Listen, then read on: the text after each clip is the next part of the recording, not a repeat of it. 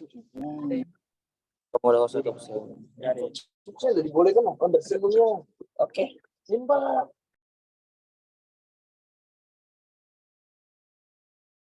Sambil nunggu Bu Pur, mungkin kita isi absen dulu kali ya? Atau isi absennya nanti aja? Isi absen aja, Bu. Ntar kalian hilang lagi habis ngisi absen, enggak kan? Praktik mahasiswa.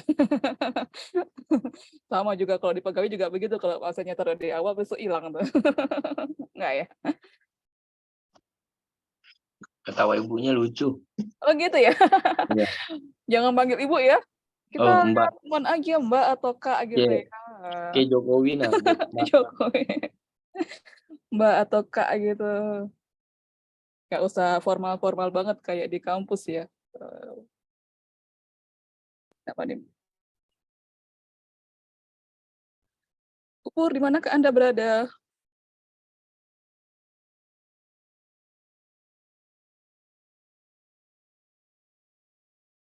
Kita isi 2 kali ya presensinya ya. Ini presensi awal, nanti presensi akhir. Galak nih dosennya, boleh dosennya ada anak. Ini aku share di chat ya, presensinya ya. Oh, bentar.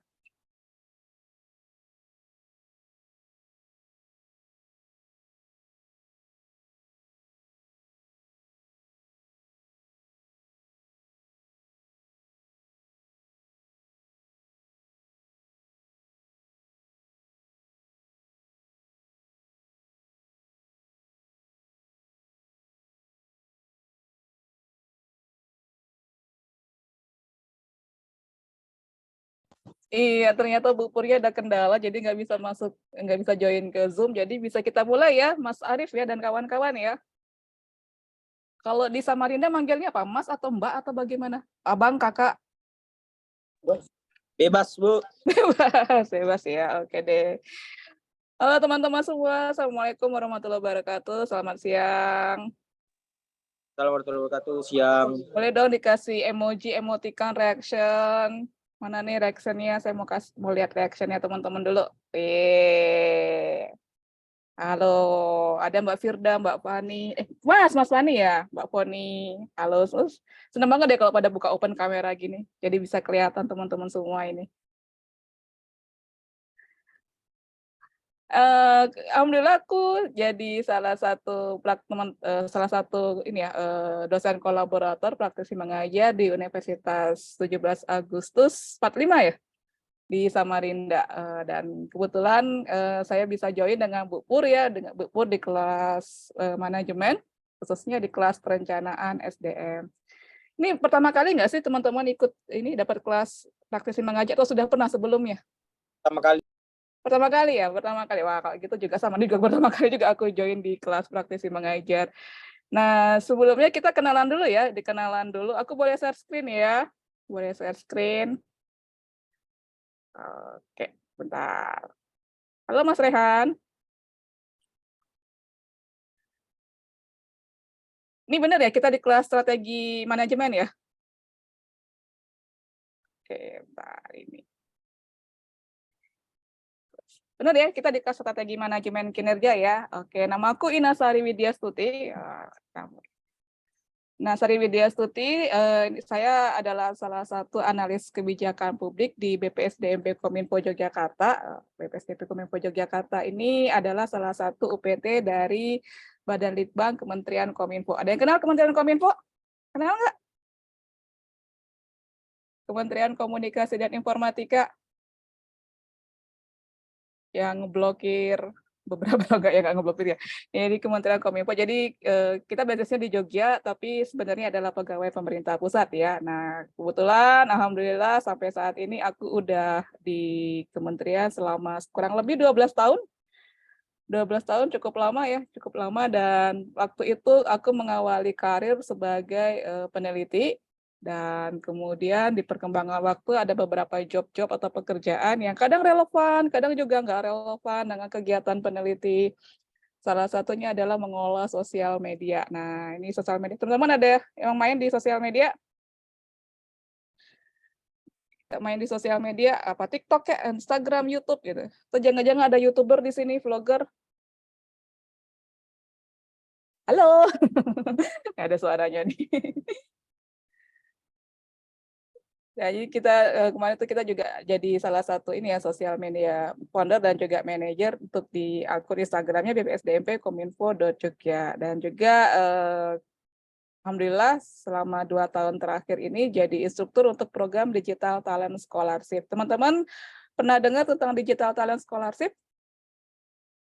Kalau Digital Talent Scholarship ini salah satu program dari Kementerian Kominfo untuk memberikan pelatihan serta sertifikasi kompetensi bidang digital. Nah, teman-teman semua bisa join di dalam berbagai pelatihan yang diselenggarakan oleh Kominfo, baik online maupun offline, dan ini sifatnya free. Dan beberapa pelatihan ini nanti ada sertifikasi global yang bisa teman-teman gunakan nanti kalau mau mengajukan mau melamar pekerjaan atau ya seperti ya melamar pekerjaan. Dan teman-teman bisa kontak aku ya, kontak aku di inasari.w@gmail atau di nomor teleponnya 081567011026 ya. Dan ini ada beberapa media sosialku di LinkedIn dan di Instagram. Di kelas ini, nah sama nanti kira-kira 6 minggu ke depan, kita akan bersama-sama berdiskusi, ngobrol gitu ya, ngobrol, kemudian sharing tentang manajemen SDM.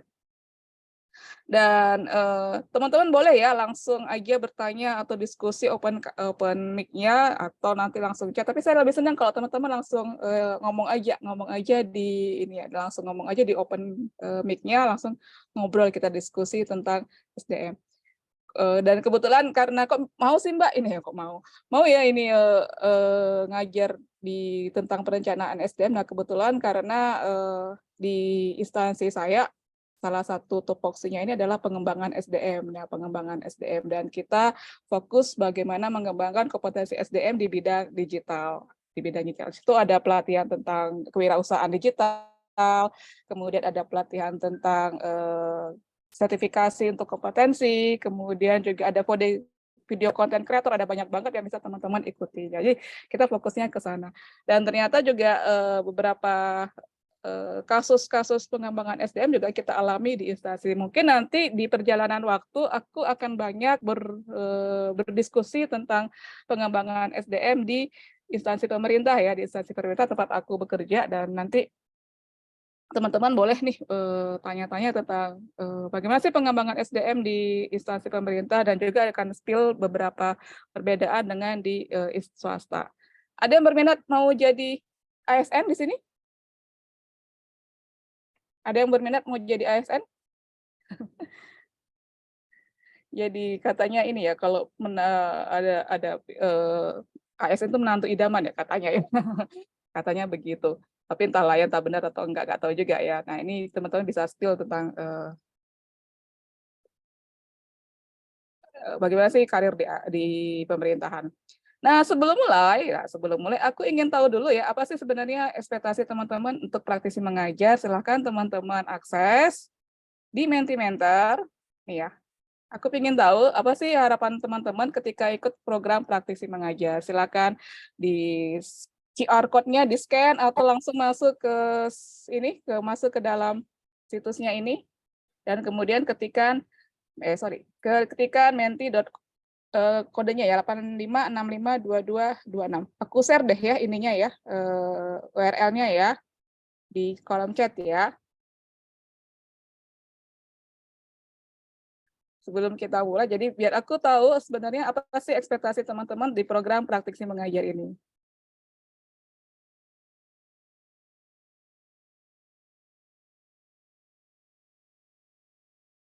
Oh, ya, ada yang ngechat.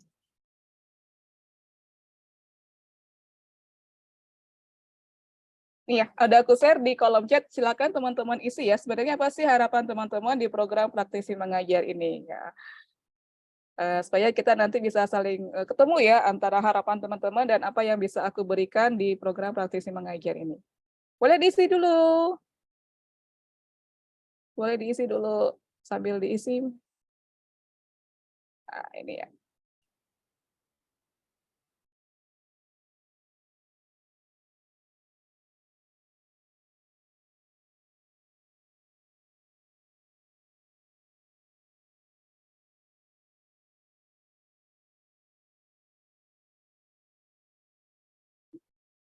Boleh diisi dulu ya teman-teman ya, ininya ya. Di kolom chat sudah ada, teman-teman tinggal langsung nanti klikkan kodenya. Ini aku kopikan, kemudian teman-teman langsung klik aja, sorry, kodenya dan ketikkan apa sih sebenarnya harapan teman-teman dari program praktisi mengajar ini.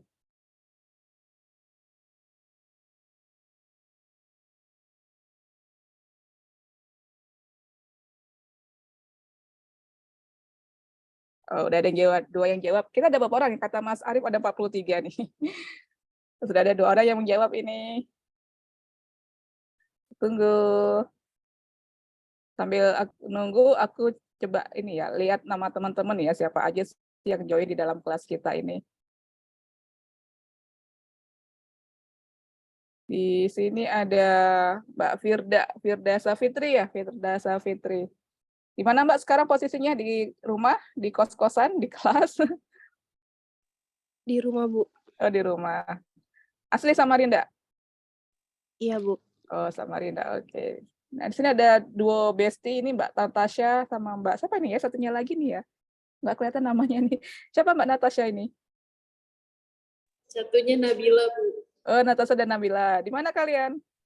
Di kelas. Oh, di kelas. Oh, di kelas. Ini sudah mulai sering masuk ini ya, offline ya? Sudah. Mulai jarang ya? Online-nya mulai jarang ya? Ada yang nanya nggak sih aku di mana posisinya? Sudah ya tadi ya, sudah tahu ya di mana ya? Di mana sih posisi aku sekarang?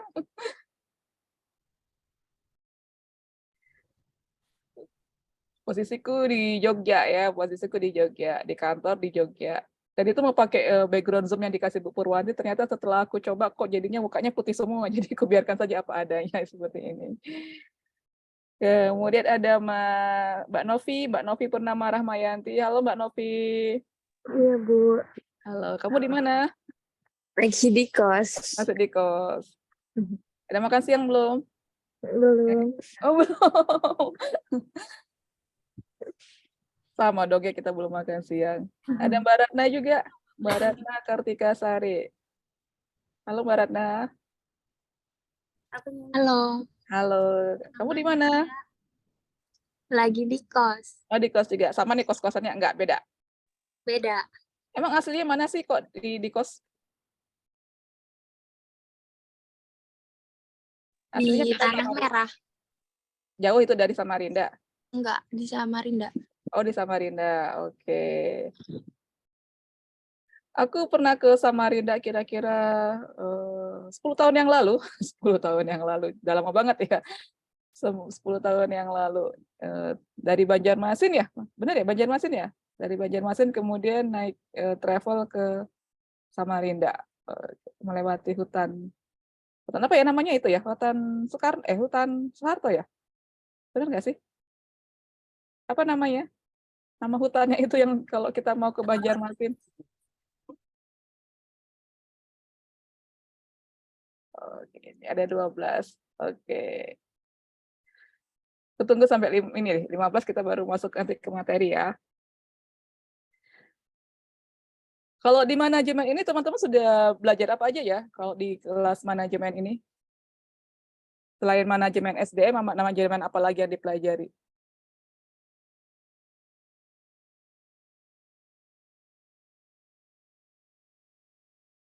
Apa aja nih? Mas Arief apa aja Mas Arief ini? Biasanya yang sudah dipelajari apa aja?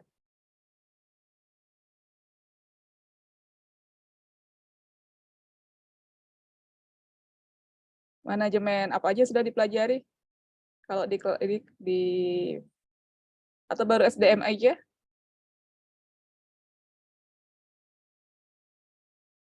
Manajemen organisasi belajar nggak sih? Belajar Bu, perilaku organisasi. Perilaku organisasi apalagi itu? Manajemen keuangan, kewirausahaan? Udah ya. yang lembaga Apa itu? Barusan dengar. Mikro. ekonomi mikro itu maksudmu. Oh, ekonomi mikro. Strategi Strategi apa? Strategi manajemen. Strategi manajemen. memang Strategik ya, oke. Asik nggak sih kuliah di manajemen ini? asik banget. Asik banget. Asiknya di mana? Asiknya di mana? Siapa sih tadi yang ngomong? Masuk. Asiknya di mana tuh? Oke, udah lumayan banyak yang jawab ya. Yang belum silakan jawab lagi ya. Nah, sambil kita ini sebentar waktunya habis, aku mulai skill lagi tentang materi kita ya. Teman-teman silakan jika mau bertanya, diskusi langsung aja ya, langsung aja. Oke. Nah, ini kemudian nanti rencana kita ya teman-teman ya. Rencana kita saya dapat informasi dari Bu Pur untuk melanjutkan materi pembelajaran di kelas praktisi mengajar ini.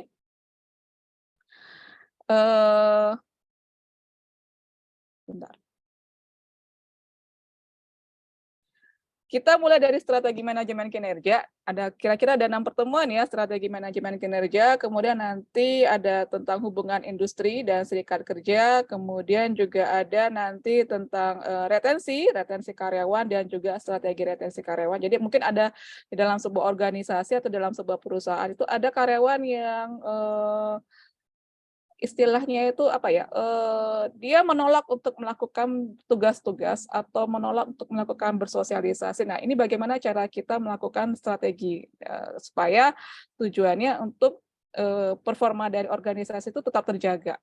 Nah, kemudian juga ada tentang globalisasi kebijakan tenaga kerja asing. Nah, ini kita ngobrolin nih tentang tenaga kerja asing. Baik tenaga kerja yang masuk ke Indonesia atau teman-teman nanti mungkin akan bekerja di luar negeri, ini juga terkait dengan kebijakan tenaga kerja asing. Nah, kemudian adalah tentang strategi SDM global atau SDM kelas dunia. Nah, ini bagaimana nanti cara kita strateginya untuk bisa setara dengan para pekerja-pekerja di luar sana. Jadi jangan sampai nanti kemampuan yang kita miliki itu dinilai rendah oleh dunia global seperti itu. Nah, terakhir adalah final project. Nanti teman-teman akan aku beri sebuah final project. Nah, final project-nya seperti apa nanti akan kita bahas nanti di minggu kedua ya. Karena aku di bidang Kominfo nanti nggak jauh-jauh final project-nya di bidang digital gitu ya, di bidang digital. Tapi yang seru-seru aja ini ya. Nah, kemudian, nah ini tentang strategi manajemen kinerja. Nih, hari ini kita akan ngobrolin tentang manajemen kinerja. Nah, manajemen kinerja ini nanti kita akan membahas tentang strategi manajemen kinerja. Bagaimana sih strategi manajemen kinerja itu? Bagaimana cara untuk mencapai performa terbaik? Kemudian bagaimana plotting SDM-nya? Nah, nanti lanjut ke penetapan kinerja. Apa itu penetapan kinerja? Bagaimana cara menetapkannya? Apa tolak ukurnya? Siapa saja yang terlibat? Dan nanti di ketiga kita akan ngobrolin tentang pengukuran kinerja dan evaluasi kinerja. Bagaimana kita mengukur kinerja? Sistem apa yang digunakan? Apa alat ukurnya? Bagaimana melakukan evaluasi kinerja dan sistem apa yang digunakan. Nah, yang terakhir adalah tentang tantangan manajemen kinerja. Nah, ini kadang kita menemukan kesenjangan ya antara realita, konsep, dan harapan. Ini sangat mungkin sekali terjadi di dunia nyata dan pasti akan terjadi ketika kita sudah merencanakan, ternyata realitanya tidak seperti yang kita harapkan. Nah, bagaimana tantangan-tantangannya ini? Kita masuk ke yang pertama. Strategi manajemen kinerja. Apa sih sebenarnya strategi manajemen kinerja ini gitu ya? Ada kebayangan apa itu strategi manajemen kinerja? Jadi ceritanya begini, bayangkan ada sebuah perusahaan ya atau sebuah organisasi, ya, perusahaan atau organisasi gitu ya atau institusi gitu ya. Nah, perusahaan dan atau organisasi ini dia punya target output dan juga outcome. Output dan juga outcome. Dan ini sudah mereka tetapkan nih targetnya ini. Dalam periode waktu 1 tahun, maka kita punya output seperti ini, punya outcome-nya seperti ini. Mereka sudah punya targetnya. Nah, sebentar ya. Aku ingin lesson. Punya targetnya seperti ini. Kemudian, dia akan men-breakdown output dan outcome-nya ini menjadi sebuah rencana-rencana kerja. Rencana-rencana kerja. Dan juga akan ditentukan berapa lama periode dalam untuk mencapai rencana kerja tersebut. Dan juga ada nanti biayanya serta SDM yang akan berpengaruh di dalam pencapaian output atau outcome tersebut. Nah, ini ya. Jadi ada output, ada outcome. Kemudian di sini ada rencana kerjanya. Bagaimana output dan outcome ini kemudian di breakdown menjadi rencana kerja, dan juga sudah ditentukan rencana kerja ini akan diselesaikan dalam berapa lama, dalam periode waktu kapan akan selesai, dan berapa biaya yang harus dikeluarkan untuk memenuhi rencana kerja tersebut. Termasuk juga jumlah SDM-nya. SDM seperti apa yang akan dipenuhi untuk mencapai rencana kerja tersebut. Di sini nanti akan ada sasaran kinerja A dan sasaran kinerja B. Bisa jadi ya perusahaan atau organisasi itu punya banyak sekali output atau outcome atau sasaran kinerja. Nah, sasaran kinerja A dan sasaran kinerja B. Nah, ini kemudian nanti akan dibagi. Si sasaran kinerja A dilakukan oleh si orang ini, gitu ya, si orang A. Kemudian dia akan membaginya ke dalam sebuah tim ya, target tim A, gitu ya. Tapi si B ini dia akan langsung membaginya ke dalam orang per orang, individu per individu. Jadi setiap individu ini sudah punya pekerjaan-pekerjaan untuk memenuhi sasaran kinerjanya tersebut. Meskipun si A ini punya tim, dia juga akan membreakdown-nya ke dalam pekerjaan individu-individu. Jadi sebenarnya setiap individu ini akan punya pekerjaan-pekerjaan untuk memenuhi target, output, dan outcome perusahaan tersebut. Jadi mereka ini semuanya, SDM ini akan berkolaborasi. Nah, proses untuk mengelola ini yang kita sebut sebagai strategi manajemen kinerja. Kapan pekerjaan ini diberikan kepada A1? Kapan pekerjaan ini diberikan kepada A2? Kenapa kita memilih A1 untuk mengerjakan pekerjaan tersebut? Kenapa bukan A2? Nah, ini ada strategi-strateginya gitu ya, yang akan dipenuhi oleh si perusahaan tersebut, supaya output dan outcome-nya akan tercapai. Sampai di sini? Sampai di sini oke ya? Aman? Aman, Bu. Aman, sip.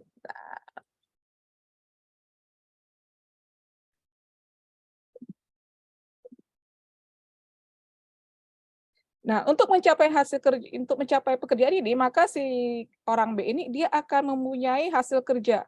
Dan hasil kerja ini akan dipengaruhi oleh indikator kinerja kuantitas, indikator kinerja waktu, dan indikator kinerja kualitas.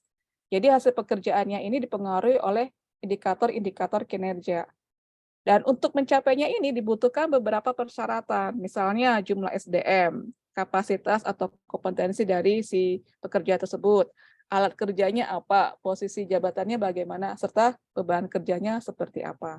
Nah, sederhananya, kalau misalnya mau kita ringkas, manajemen kinerja itu adalah seperti ini ya teman-teman. Jadi ada proses pengelolaan untuk bagaimana output atau outcome dari perusahaan ini, organisasi, bisa di-breakdown menjadi sasaran-sasaran kinerja per individu. Dengan berbagai macam indikator yang harus dipenuhi, baik kuantitas, waktu, dan kualitas gitu ya. Serta ada faktor-faktor yang mempengaruhi dalam pembagian kinerja tersebut. Jumlah SDM-nya, kapasitas, alat kerja, posisi jabatan, beban kinerjanya seperti apa. Dan saya rasa saya yakin baik di swasta maupun di pemerintahan ini prosesnya sama, kurang lebihnya seperti itu. Bentuk tentang manajemen kinerja. Tinggal nanti penerapannya, implementasinya yang mungkin akan berbeda-beda gitu ya. Tapi secara konsep itu semuanya sama.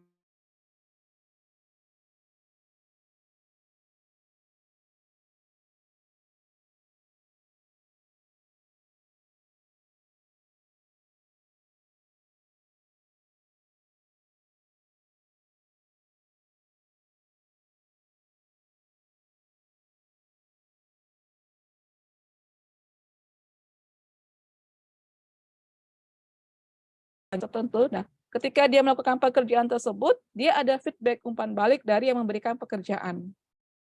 Dari umpan balik ini kemudian dia akan mendapatkan pembinaan. Kapan nih dia harus ditingkatkan kompetensinya dan seterusnya. Dan juga dia ada pengakuan terhadap hasil kerjanya dia gitu ya. Ini dari Trisago. Kalau dari Berkeley, ini kurang lebih juga sama ya secara konsep. Jadi dia adalah sebuah proses komunikatif ya, proses komunikatif antara supervisor dengan employee. antara si pemberi pekerjaan dengan si pekerja selama periode waktu setahun gitu ya. Dengan tujuan untuk mendukung tercapainya tujuan-tujuan strategis dari organisasi gitu ya. Kalau yang dari Chicago tadi itu dia nggak ngomongin tentang tujuan organisasi gitu ya. Jadi seolah-olah antara pekerjaan pribadi atau pekerjaan yang sedang dilakukan oleh pegawai dengan tujuan organisasi ini nggak nyambung gitu ya, nggak nyambung. Sehingga sebenarnya akan ada kesulitan ketika nanti akan memberikan feedback, coaching, dan pengakuan gitu ya. Tapi kalau di Berkeley, dia sudah ada nih proses komunikasinya itu antara si pemberi kerja, antara supervisor, katakanlah itu pimpinan kepada pekerja, di mana pekerjaan itu harus sesuai dengan tujuan strategis sebuah organisasi gitu ya, tujuan organisasi, sehingga pekerjaan si employee ini nggak jauh-jauh dari tujuan organisasi gitu. Ngapain ini digaji tinggi-tinggi tapi kok nggak mendukung pekerjaan organisasi bisa? Itu kan jadi pertanyaan. Nah, jadi upayanya adalah performasi mana kinerja ini, pekerjaan individu ini nanti sesuai dengan tujuan organisasi. Dan selama proses ini nanti ada komunikasi ya, untuk memperjelas ekspektasinya seperti apa, kemudian men-setting objektif tujuannya bagaimana, kemudian identifikasi tujuan-tujuannya, kemudian juga ada nanti feedback-nya, serta nanti ada hasil yang ditinjau. Jadi dari pekerjaan yang dilakukan ini ada hasil yang akan ditinjau oleh si supervisornya ini. Sesuai nggak sih hasil pekerjaannya ini dengan ekspektasi perusahaan? Oh, sesuai dengan ekspektasi berarti nilainya bagus. Melebihi ekspektasi luar biasa, kurang dari ekspektasi. Nah, ini patut kita pertanyakan. Ini ada proses reviewing. Ini dari luar. Kalau di Indonesia gimana gitu ya. Nah, ini mengacu ke peraturan Permenpan ya. Kalau di pemerintahan itu dia kan mengacunya ke kementerian ya, Kementerian PAN RB ya. Ini tentang ada sistem manajemen kinerja PNS. Jadi kalau di sistem manajemen kinerja ini ada suatu proses sistematis. Jadi proses sistematis mulai dari perencanaan kinerja, kemudian pelaksanaannya. Setelah itu nanti ada pemantauannya dan dilanjutkan dengan pembinaan kinerja. Pembinaan kinerjanya ini sendiri dia merupakan hasil dari penilaian kinerja dan tindak lanjut serta sistem informasi kinerja. Jadi ketika sudah ada penilaian kinerja, kemudian kita lihat oh dia sudah sesuai ekspektasi atau melampaui ekspektasi sehingga perlu diberikan tugas yang berbeda, beban kerja yang lebih besar, atau ternyata tidak memenuhi ekspektasi. Karena apa dia tidak memenuhi ekspektasi? Nah, ini perlu kita pertimbangkan. Kita lakukan proses tindak lanjutnya melalui pembinaan kinerja. Jadi kurang lebih apa yang disampaikan oleh Permenpan ini agak sama ya dengan yang disampaikan oleh Universitas Berkeley. Mungkin orang Kemenpan ngacu ke Berkeley kali ya. Nah ini, jadi ada proses sistematis ya, antara perencanaan kinerja, pelaksanaan, pemantauan, dan pembinaan kinerja. Selama karirku sebagai ASN, ini ya, proses inilah yang berlangsung ya. Kita merencanakan kinerja, kemudian melakukan kinerja itu tersebut, kemudian nanti di akhir tahun akan dilakukan penilaian kinerja, dan di tahun berikutnya akan dilakukan pembinaan terkait dengan hasil-hasil kerjanya. Sebenarnya idealnya itu umpan balik itu dilakukan sepanjang tahun ya, tidak hanya di akhir tahun saja. Tapi cenderung beberapa instansi melakukan proses peninjauan kinerja itu di akhir tahun. Karena biasanya kontrak itu kan berjalannya 1 tahun ya, ada juga berjalan tahunan. Sehingga nanti mereka mereview apakah kontrak itu akan diteruskan untuk tahun berikutnya atau enggak gitu ya. Nih kira-kira, nah jadi yang kedua adalah proses mengeksekusi tujuan organisasi melalui pelibatan individu tentang tugas-tugas yang harus dilakukan dalam periode tertentu dengan hasil kerja yang disepakati dan ditetapkan. Jadi si manajemen kinerja ini adalah proses eksekusi ya, eksekusi tujuan organisasi. Organisasi punya tujuan apa nih? Punya tujuan apa? Ya, kemudian tujuan ini nanti akan di-breakdown menjadi tugas-tugas yang harus diselesaikan dalam periode tertentu. Dan ini ada proses kesepakatan ya teman-teman. Ada proses kesepakatan. Jadi saat ini ada di dunia kerja saat ini ada proses komunikasi antara supervisor dengan si pekerja. Kamu saya beri tugas ini loh untuk tahun ini A, B, C, D gitu ya. A, B, C, D gitu ya.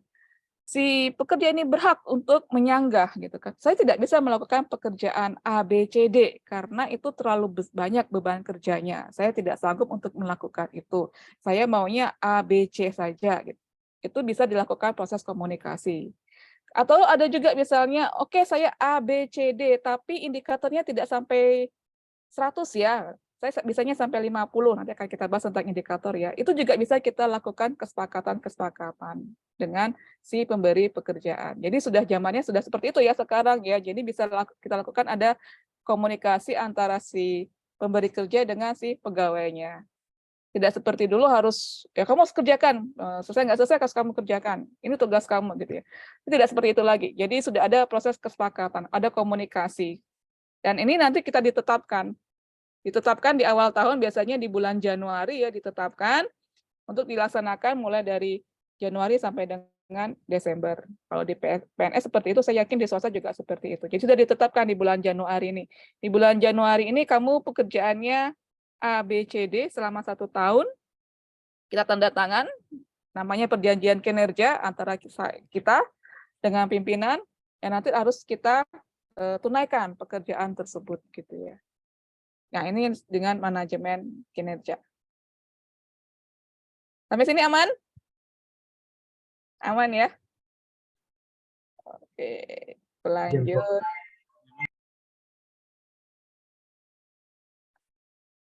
Nah, apa sih sebenarnya tujuan dari manajemen kinerja? Nah, tujuan dari manajemen kinerja ini pertama adalah, ini kalau secara ini ya, teoritis ya, memperjelas tugas dan tanggung jawab. Jadi ada tugas dan tanggung jawab yang jelas, serta harapan ekspektasi dari hasil kerja.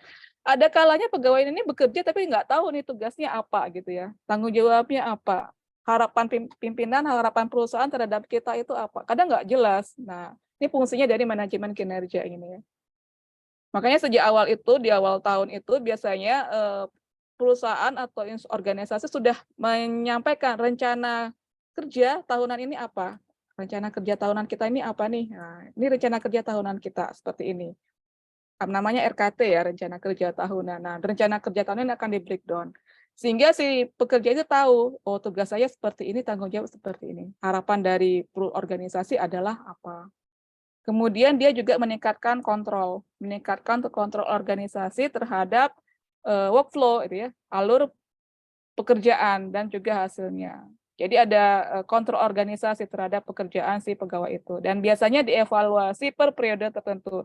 Ada yang bulanan, ada yang triwulan, ada yang semester, yang pasti tahunan itu pasti ada.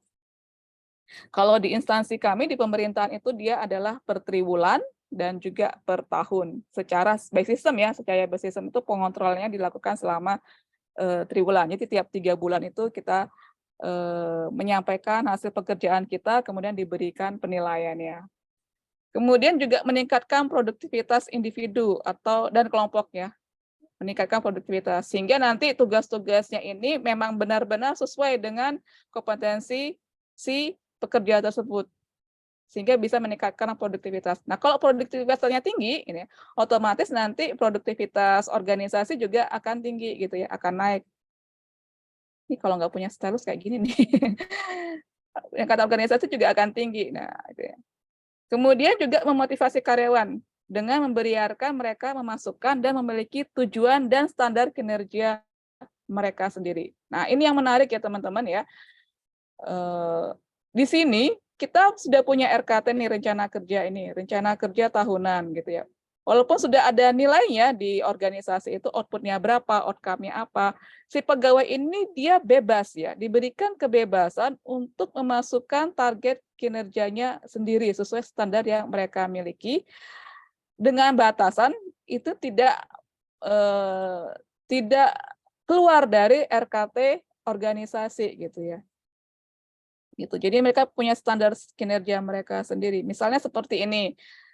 Misalnya perusahaan punya target untuk melakukan penjualan mobil gitu ya, penjualan mobil selama setahun itu 100 gitu ya. Nah, si pekerja ini mereka punya bisa untuk memasukkan standar kinerjanya mereka sendiri. Misal katakanlah selama sebulan itu mereka punya target untuk menjual mobil sebanyak 2 gitu ya. Itu juga terjadi juga di instansi kami ya, di pemerintahan juga sama seperti itu.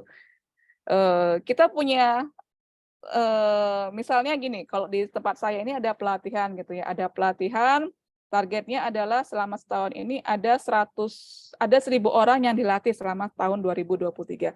Nah, kita bebas untuk membreakdown ya, membreakdown 1.000 ini akan saya bagi dalam berapa periode. Nah, katakanlah saya mau menyelesaikan itu dalam waktu 6 bulan. Nah, 6 bulan ini akan saya bagi berapa nih setiap bulannya. Bebas, kita bisa membuat standar kinerja ini. Nah, itulah yang nanti akan kita sepakati antara pekerja dan pimpinan. Oke, pimpinan setuju nih dengan rencana kerja kamu, dengan standar kinerja kamu, silakan dilakukan. Gitu. Kemudian juga mendorong perilaku selaras dengan nilai dan tujuan organisasi, gitu ya. Jadi ada proses keselarasan antara nilai dan tujuan organisasi. Kemudian meningkatkan komunikasi antara karyawan dan pimpinan. Jadi ada proses komunikasi ya, komunikasi dan kesepakatan. Kemudian juga ada proses umpan balik dan pembinaan yang efektif. Nah, ini jadi kita akan melakukan proses umpan balik dan pembinaan yang efektif. Nah, biasanya ada beberapa metode dalam penilaian ini. Nanti kita bahas nanti ya di slide selanjutnya, berbagai macam metode, termasuk bagaimana si karyawan juga memberikan umpan balik terhadap pimpinannya. Jadi tidak hanya pimpinan yang memberikan umpan balik, tapi kita juga karyawan bisa memberikan umpan balik kepada pimpinan.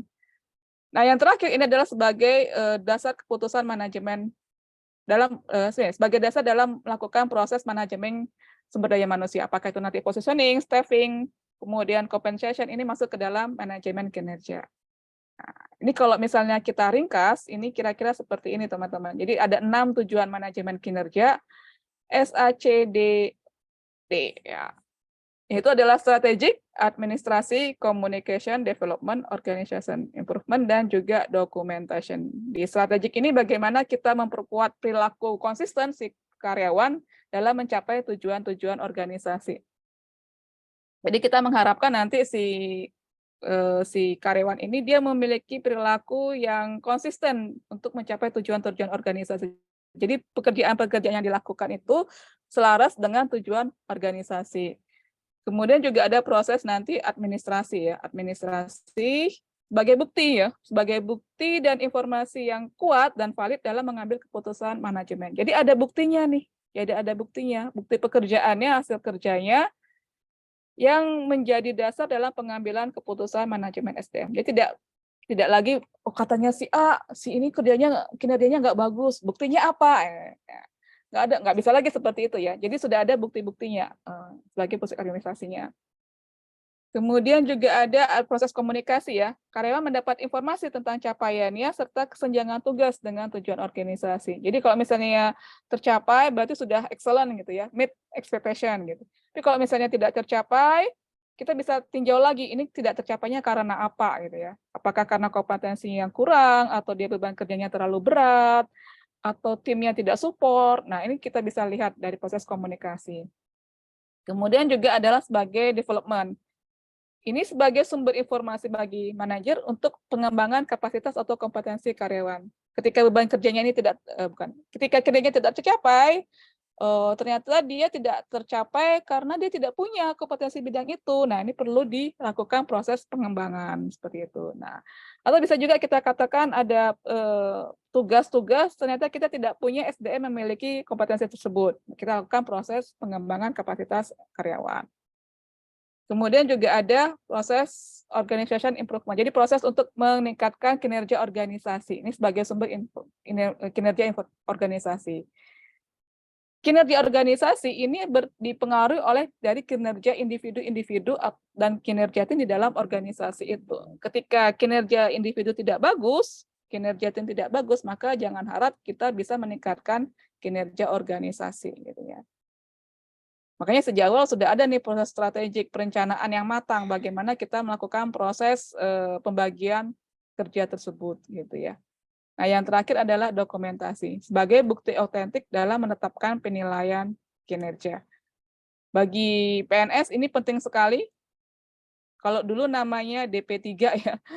Kalau sekarang dulu namanya DP3, kemudian berganti jadi SKP, sekarang namanya e-kinerja. Jadi kalau mau naik pangkat ini mesti ditanyakan tentang dokumentasi penilaian kinerja. Ini mesti ditanyakan ya. Kalau di perusahaan swasta saya juga sama ya, penetapan nilai kinerja ini sebagai bukti ya. bukti buat kita nanti untuk saya kinerjanya sudah bagus nih, mungkin sudah saatnya saya gajinya naik gitu ya, kan sudah ada nih dokumentasinya. Nah, seperti itu gitu ya, gajinya naik atau honornya naik atau ada bonus-bonus yang harus kita terima, ini sudah ada bukti penetapan bukti otentiknya tentang penilaian kinerja. Saya ditugaskan tahun ini menjual 1.000 unit, tapi ternyata saya berhasil untuk menjual 1.500, kan sudah bagus ya, gitu ya, 1.500. Nah, ini apa nih kompensasi dari perusahaan buat kita? Nah, kita punya dokumentasinya seperti itu. Ini yang dari tujuan manajemen kinerja. Sampai sini aman, teman-teman? Aman? Aman Aman, ya? Bu, aman. Aman ya. Nggak terlalu sulit ya. Oke, sekarang sebenarnya apa sih yang dimaksud dengan manajemen kinerja itu ya? Apa itu manajemen kinerja? Nah, silakan teman-teman masuk ke Mentimeter lagi, apa itu kinerja, dan kemudian ketikkan 3 kata yang teman-teman terbersit ketika disebutkan tentang kinerja. Ketika disebutkan tentang kinerja, apa sih yang teman-teman langsung terbersit gitu ya? Oke, bentar. Langsung masuk ke Menti, masih yang sama. Sebentar, saya buka dulu ininya ya. Bentar.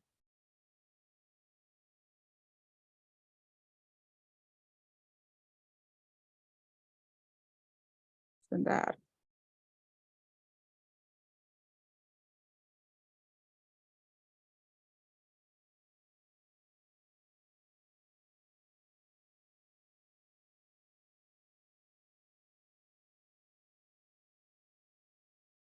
Masuk ke Mentimeter gitu ya. Nih, masuk ke Mentimeter. Nah, apa sih 3 kata yang terbesit di benak teman-teman ketika disebutkan tentang kata kinerja?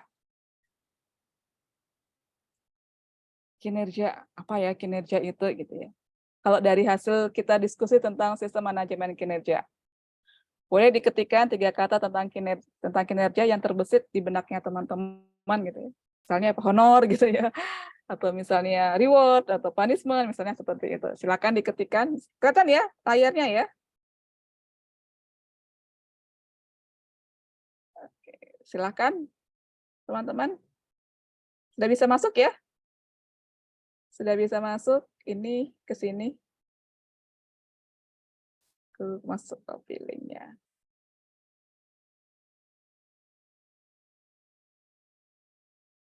Proses, hasil, tindakan, apalagi? Ini sudah ada yang ketik, ini 1 orang, proses, hasil, tindakan. Apalagi? Masuk ke Menti, kemudian kita ketikkan 3 kata yang terbesit di benak teman-teman ketika disebutkan kata kinerja. Apa sih itu tentang kinerja itu? Sambil aku izin minum ya.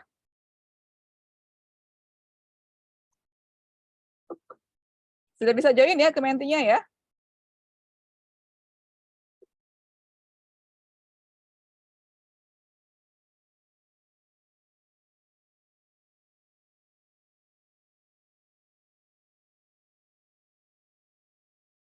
Sudah bisa join teman-teman?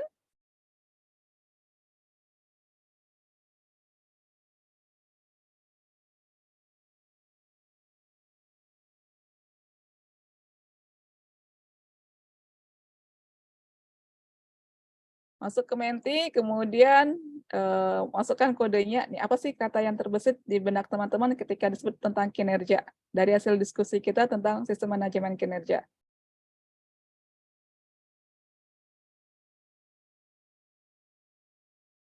Apa ya tentang kinerja itu gitu ya.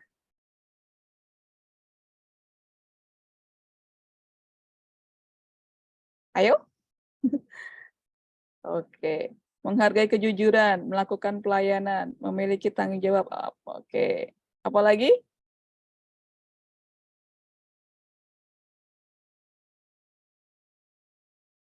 Kemampuan pekerjaan, tugas.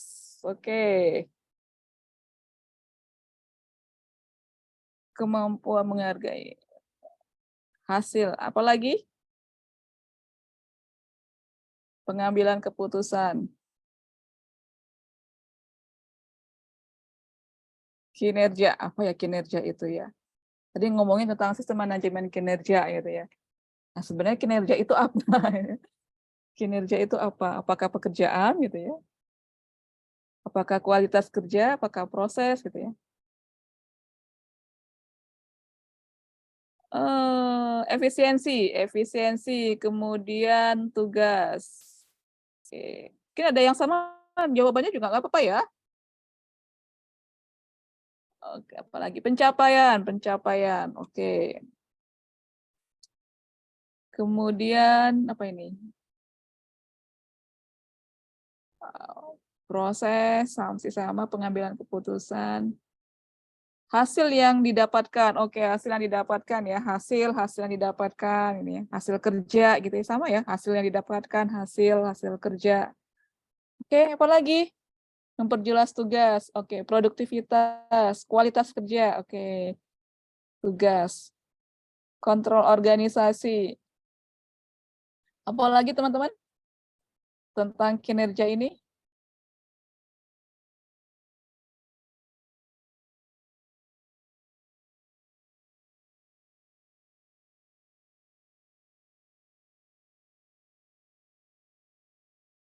Ada Mbak Kiki, Mas Irpandi, coba sambil lihat ya nama-namanya siapa aja sih, Mbak Septiana, Mbak Yuliana, Yulia, Andini, Mbak Lala gitu ya.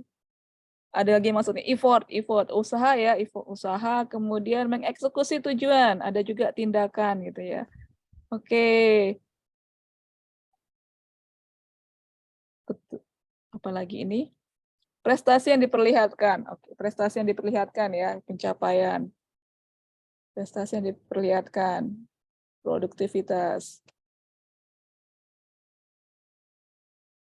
Ini kalau kita lihat-lihat ada yang kemiripan ya, antara hasil yang didapatkan, kemudian hasil pekerjaan, kemudian hasil kerja, kualitas kerja, tugas, upaya gitu ya, prestasi yang diperlihatkan.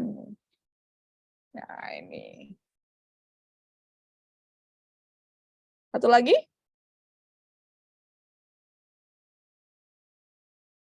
Satu lagi yuk sebelum kita lanjut ke slide selanjutnya. Biar pecah telurnya jadi 10 nih. Pecah telur jadi 10.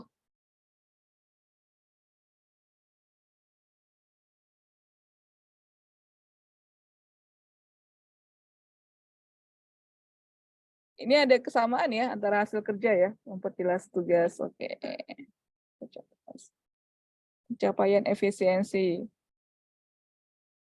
Nggak mau pecah telurnya jadi 10 nih? Katanya 9 adalah angka tertinggi ya. Oke. Ini ada beberapa jawaban dari teman-teman ya, yang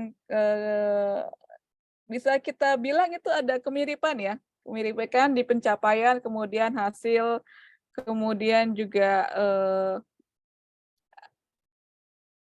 ini ada melakukan pelayanan ya. Kemudian juga ada di eksekusi tujuan, effort dan seterusnya ya. Jadi ada kesamaan ya. Nah, ini sebenarnya juga termasuk dari pengertian tentang kinerja ya. Coba kita lihat slide selanjutnya. Share.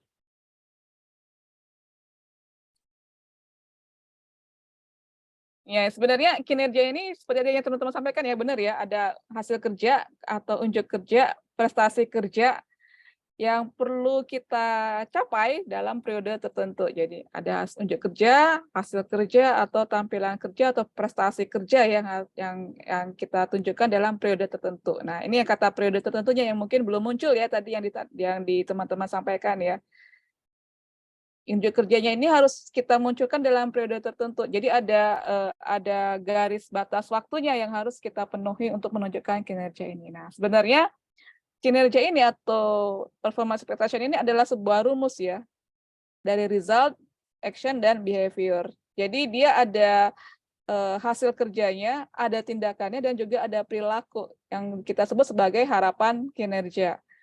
Dan ini juga berlaku di penerapan secara nyata ya di instansi, di organisasi. Jadi sebenarnya rencana kerja ini harapan kinerja ini merupakan rencana organisasi. Jadi organisasi punya harapan apa sih dari pekerjaan yang dilakukan oleh pegawai-pegawainya yang mereka sebut sebagai rencana kerja organisasi. Jadi mereka sudah punya nih rencana kerjanya apa. Kemudian mereka melakukan ekspektasinya seperti apa. Nah, ini bisa tercapai merupakan hasil dari result, action, dan juga behavior. Nah, result ini ada dari apa? Dari rencana kerja individu nih, dari rencana kerja individu. Dia punya rencana kerjanya apa, kemudian indikator kinerjanya seperti apa, nanti targetnya bagaimana. Nah, ini harus dipenuhi oleh si individu ini. Nah, rencana kerja ini, result ini, akan kita beri batas waktu dalam bentuk action kuantitas waktunya. Ada kuantitas waktunya di sini ya.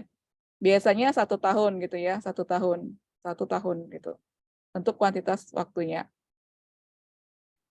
Nah, juga ada behavior-nya atau kualitas yang akan diukur oleh si manajer, si supervisor ini. Ada kualitas yang harus diukur. Kalau di pemerintahan itu ada 7 aspek yang harus diukur oleh si pemimpin. Jadi sebenarnya selain rencana kerja yang mudah sekali terukur secara kuantitas ini ya, result dan action ini, ada juga behaviors atau perilaku kerja yang ditinjau dari 7 aspek. Nanti akan kita bahas ya 7 aspek ini apa aja. Kalau dulu itu hanya 5 aspek, misalnya loyalitas, kemudian kreativitas, kemudian kepemimpinan, inovasi gitu ya. Tapi sekarang sudah tambah lagi jadi 7 aspek perilaku yang diukur oleh si pimpinan ini. Jadi ada 3 komponen ini yang harus diukur. Dan saya yakin di swasta pun juga sama ya, selain sifatnya yang kuantitas seperti ini, mereka juga akan menilai perilaku kerja kita. Apakah kita memberikan green flag atau perilaku pekerjaan yang sehat, ataukah kita memberikan perilaku kerja yang negatif kepada rekan kerja kita. Nah, ini perlu dipertimbangkan untuk behaviors-nya kita. Boleh jadi hasil kerja kita bagus, tapi perilakunya kurang oke. Ini jadi pertimbangan bagi manajer untuk ini masih diteruskan atau enggak ya gitu. Nah, masih bisa diberi pekerjaan atau enggak ya. Ini jadi pertimbangan bagi si manajer ini. Jadi selain result dan action ini juga ada behaviors yang harus dipertimbangkan oleh si manajer. Gitu ya. Ini ya sampai sini ya teman-teman ya. Oke ya sampai sini ya. Ada performance expectation, harapan kinerja yang diperoleh dari result, action, dan juga behavior-nya. Jadi untuk kinerja ini, unjuk kerja ini harus ada batasan periode tertentunya yang harus dipenuhi. Jadi tidak kita loskan gitu ya, tidak ada batas waktunya, harus kita berikan batas waktunya. Ini pekerjaan ini harus kamu selesaikan dalam waktu berapa lama ini. Ada pekerjaan yang harus diselesaikan dalam waktu 1 bulan gitu ya. Ada yang selesai dalam waktu 6 bulan, atau yang selesai dalam waktu 1 tahun. Kalau yang tahun ini saya punya pekerjaan yang harus selesai dalam waktu 1 bulan gitu ya, 1 bulan. Jadi bulan Januari itu sudah selesai gitu ya. Nah, bulan selanjutnya nggak ngerjain lagi pekerjaan itu, tapi mengerjakan pekerjaan yang lainnya. Jadi misalnya katakanlah saya punya rencana kerja tahun ini ada 10 gitu ya. Salah satu di antaranya selesai di bulan Januari gitu ya. Jadi ada 10, ada yang selesai di bulan Januari, ada yang selesai di bulan Juni, ada yang selesai di bulan Desember gitu ya. Itu sudah ada tenggat waktunya gitu ya.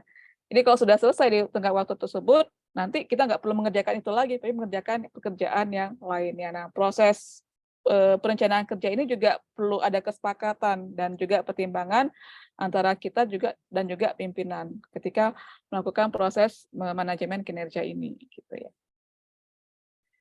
Ini beberapa tahapan manajemen kinerja ya. Ini ada 2 buku yang sempat saya baca gitu ya, dan sepertinya kurang lebih sama gitu ya. Pertama adalah dari performance management dari SHRMN Organization gitu ya. Jadi organisasi Human Resource Management ini, dia melakukan proses tahapan kinerja mulai dari perencanaan. Direncanakan dulu nih rencana kinerjanya seperti apa.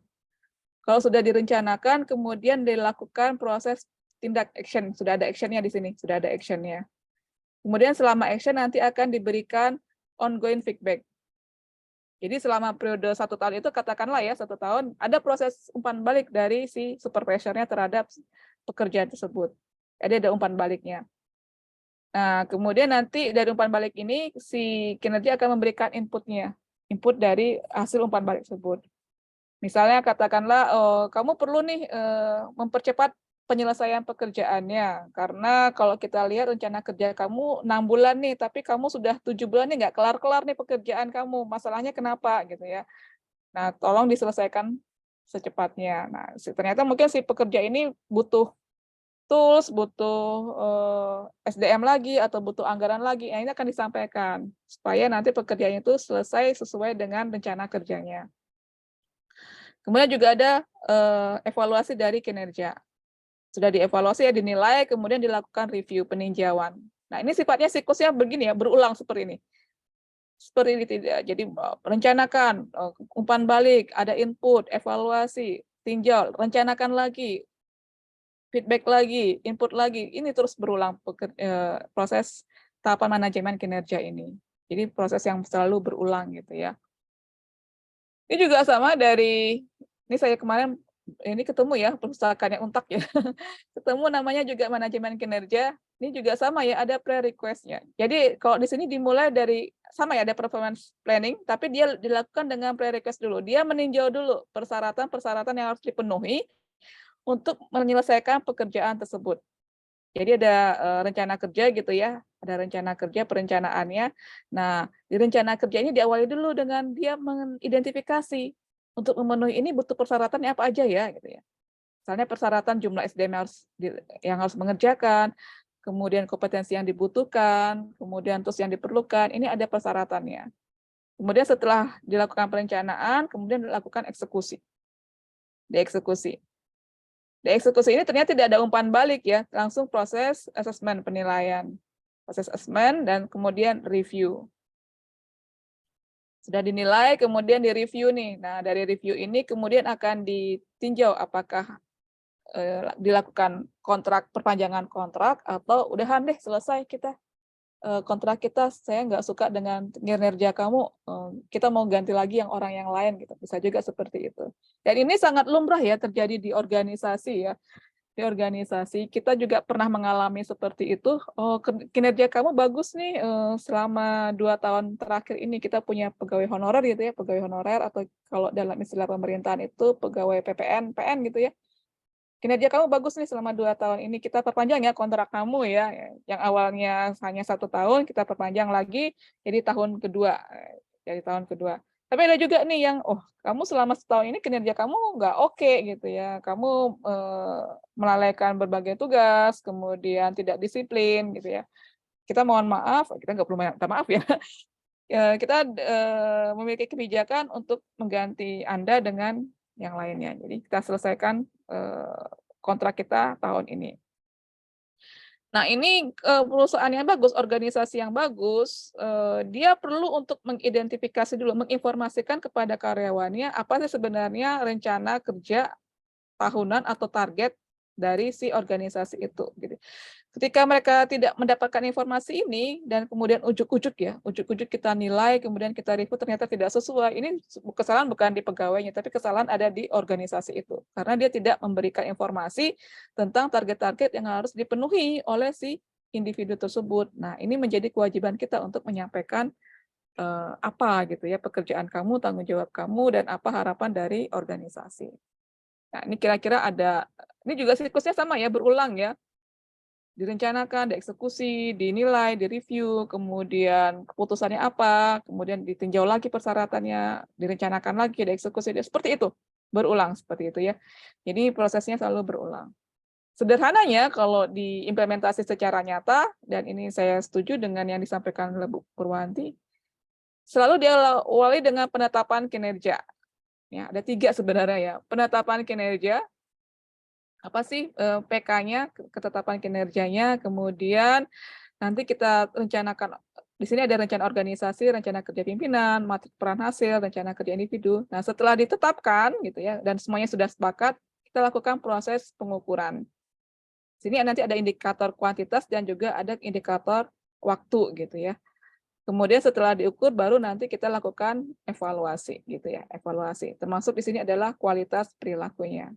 Penilaian terhadap capaian kerja mengacu kepada kuantitas hasil kerja, waktu pencapaiannya, serta kualitas perilaku gitu ya. Nah, ini seperti yang tadi ya, yang rumus tadi ya, rumus performance expectation ya. Jadi ini 3 siklus ini yang secara sederhana dilakukan dalam tahapan manajemen kinerja. Sampai sini aman teman-teman? Aman? Wah, sudah menghilang yang open kamera. Tinggal Mas Fani. Oh, masih ada. Masih ada Mbak Kiki ya. Oke. Masih ada Mbak Kiki. Kita lanjut ya. Nah, di penetapan kinerja. Sebenarnya apa sih penetapan kinerja tadi? Sebenarnya ini berulang ya teman-teman ya. Jadi ada kinerja organisasi gitu ya. Jadi organisasi punya kinerja, dia punya capaian target selama 1 tahun gitu ya. Nah, kinerja ini nanti akan di breakdown ke dalam kinerja tim gitu ya. Capaian kinerja tim dalam waktu 1 tahun, kemudian nanti akan di breakdown lagi menjadi kinerja individu gitu ya. Katakanlah ya, organisasi punya target seperti ini. Ada 3 target yang harus dipenuhi dalam 1 tahun. Pertama, dia total penjualan dalam 1 tahun adalah 700 miliar, misalnya seperti itu ya. Kemudian ada indeks kepuasan konsumennya ini 8,5. Kemudian jumlah closing paid campaign sosial media adalah 70 per post. Ini maksudnya adalah ketika ada kampanye berbayar, maka yang closing itu ada 70 orang, seperti itu. Ada 3 nih, ada 3 capaian target organisasi. Nah, kemudian nanti akan di breakdown ke dalam tim-tim atau yang disebut dengan matrik peran hasil ya, ada matriknya, matrik peran hasilnya. Nah, setiap tim ini tidak akan mendapatkan tugas yang sama gitu ya. Nah, misalnya ada tim A gitu ya. Dari 3 tugas ini, dari 3 capaian ini, dia hanya fokus ke yang ini aja gitu ya. Fokus yang ini saja, jumlah closing paid campaigns. Walaupun dia hanya fokus ke sini, gitu ya, dia tetap akan membreakdown menjadi beberapa target kinerja, gitu ya. Misalnya, ini kan target utamanya ya, jumlah closing paid campaigns adalah 70. Nah, untuk bisa closing ini, dia harus diawali dulu dengan postingan-postingan yang lainnya. Jadi mereka awali dulu dengan lead post-nya, minimal 10. Kemudian ada laporannya, gitu ya. Nah, kerjanya tim A ini seperti ini, dia fokus ke yang ini, fokus yang capaian organisasi nomor 3, nah, dia akan breakdown lagi capaian kinerjanya. Seperti tadi yang di awal ya, tujuan organisasi, si tim ini bebas untuk membreakdown standar kinerjanya masing-masing, selama tidak keluar dari capaian kinerja organisasi gitu ya. Nah, ini dia sudah ada. Kemudian nanti dari tim ini kan ada orang-orang ya, ada individu-individu dalam tim ini. Nah, tiap individu ini dia akan punya target masing-masing. Katakanlah di tim A ini ada 2 orang gitu ya, si Tuti dan si Budi gitu ya. Si Tuti ini dia fokus untuk yang jumlah lead yang post-nya dan juga laporan, sedangkan si Budi ini fokus ke jumlah closing paid campaign-nya. Jadi dari 3 ini mereka hanya fokus ke salah 1 atau salah 2. Jadi tidak semuanya langsung diambil. Idealnya seperti itu ya, idealnya seperti itu. Tapi pada kenyataannya nanti di lapangan akan ada sedikit pergeseran yang bisa kita kompromikan. Makanya kita perlu ada komunikasi dan kesepakatan ya. Komunikasi antara pimpinan dengan pimpinan, kemudian komunikasi dengan ketua tim ini perlu kita lakukan supaya kita bisa sepakat dengan hasil kerja kita. Jangan sampai nanti di akhir tahun kita dinilai buruk karena dianggap tidak tercapai kinerja kita, padahal kita sudah menyampaikan kesepakatan, kita sudah sepakat bahwa kita fokusnya 10, kok tiba-tiba di akhir tahun organisasi mintanya 20, nggak cocok ya seperti itu ya, ini harus kita pertimbangkan. Ini juga bisa juga ya, misalnya ada 70 gitu ya, ada 10, ini bisa di breakdown lagi menjadi orang yang sama, orang yang berbeda ya, kamu 5, aku 5 gitu ya, itu juga bisa sama gitu ya, jadi masing-masing punya kinerjanya. Dan ini kemudian ditetapkan, ditandatangani oleh kedua belah pihak sebagai penetapan kinerja atau PK dari individu tersebut. Faktor apa yang mempengaruhi gitu ya? Faktor yang mempengaruhi pertama adalah jumlah SDM dalam organisasi. Kemudian kompetensinya, beban kerjanya, alat pendukung kerjanya, serta posisi atau staffing dan pemeringkatan SDM. Kalau di organisasi itu kan ada junior senior ya, mereka yang sudah lama bekerja atau mereka yang jabatannya lebih tinggi. Nah, ini perlu kita pertimbangkan dalam penetapan kinerja. Idealnya kinerja individu dan tujuan organisasi ini seimbang gitu ya.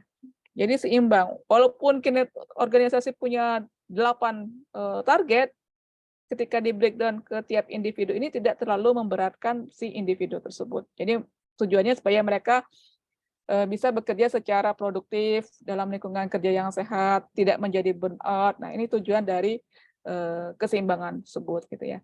Tapi ada kalanya dalam prakteknya kita akan menemui ketidakseimbangan itu. Misalnya individunya itu lebih pekerjaannya lebih sedikit daripada tujuan organisasi. Ini individu tujuan organisasi seperti ini gitu ya. Gitu ya. Jadi dia dikasih peran yang sedikit sekali gitu ya. Dikasih peran yang sedikit sekali dari organisasi tersebut. Nah, ini bisa jadi tanda tanya bagi si individu tersebut. Kenapa saya diberi beban kerja yang terlalu sedikit, sedangkan kapasitas dan kompetensi saya memadai. Dan saya lihat tugas ini seharusnya dikerjakan oleh sekian orang. Kenapa saya tidak dilibatkan seperti itu? Mereka bisa bertanya seperti itu ya. Bisa bertanya seperti itu. Apakah ada hal yang kurang dari diri saya sehingga saya diberikan beban kerja yang tidak sama dengan rekan kerja yang lainnya. Saya lebih sedikit. Jadi banyak nganggurnya gitu ya, di kantor itu banyak nganggurnya. Ini perlu kita pertimbangkan bagi seorang pengelola SDM ya. Jangan sampai nanti dia menjadi merasa tidak dihargai, merasa tidak diabaikan gitu ya, merasa tidak diapresiasi. Ini perlu kita pertimbangkan. Atau kebalikannya gitu ya. Dia mendapatkan tugas yang besar gitu ya, sedangkan tujuan organisasi itu tidak setara gitu ya. Jadi beban kerjanya terlalu besar. Seluruh tujuan organisasi dia semua yang mengerjakan gitu ya. Dia semua yang mengerjakan. Jadi dia semakin berat sekali beban kerjanya dia gitu ya. Ini juga akan menimbulkan burnout gitu ya, kelelahan gitu ya, hubungan kerja yang tidak sehat, hubungan sosialisasi dengan rekan kerja yang juga tidak sehat. Ini perlu dipertimbangkan bagi organisasi. Jadi kita harapkan dia ada keseimbangan antara kinerja individu dengan target output dan outcome dari organisasi seperti itu.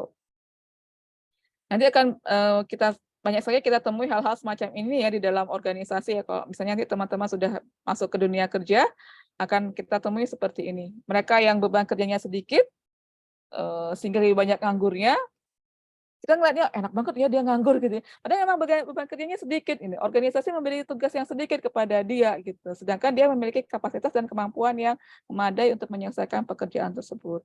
Atau sebaliknya gitu ya. Dia pekerjaannya banyak sekali gitu, seluruh pekerjaan dia yang melakukan. Ini juga bisa jadi pertimbangan bagi HR untuk bisa memanage SDM-nya dengan baik gitu ya.